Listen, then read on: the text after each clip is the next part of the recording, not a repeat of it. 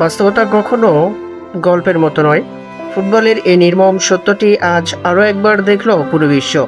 2026 বিশ্বকাপের শেষ 16 মঞ্চে আটলান্টা স্টেডিয়ামে আজ সাক্ষী হলো এক রূপকথা, যা শেষ হলো মিশরের নেতা মোহাম্মদ সালাহর কান্নায়।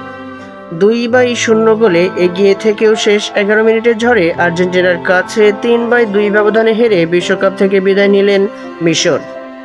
মাঠে আজ সালাহ ছিলেন একজন সত্যিকারের নেতার ভূমিকায়।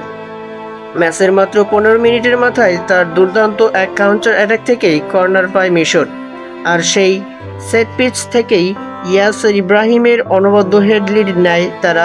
বিশ্ব চ্যাম্পিয়নদের বিপক্ষে বুক চিতিয়ে লড়াইয়ের বার্তাটা তখনই দিয়ে দেন সালাহ।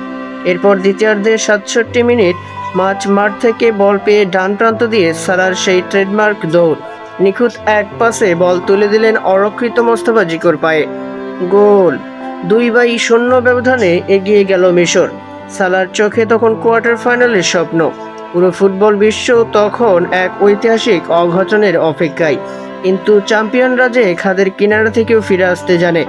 শেষ 11 মিনিটে Romero Messi injury time Enzo ফার্নান্দেজের জয়সূচক গোল। মুহূর্তের মধ্যেই সালাহর স্বপ্ন পরিণত হলো দুঃস্বপ্নে। হয়তো এটাই ছিল তার ক্যারিয়ারের শেষ বিশ্বকাপ। নিজের সেরাটা দিয়ে দলকে সামনে থেকে নেতৃত্ব দিয়েও শেষ পর্যন্ত ট্র্যাজিক হিরো হয়েই মাঠ ছাড়তে হলো মিশরের এই কিংবদন্তিকে। তবে তার এ লড়াই এবং বীরত্ব ফুটবল বিশ্ব মনে রাখবে বহু বছর।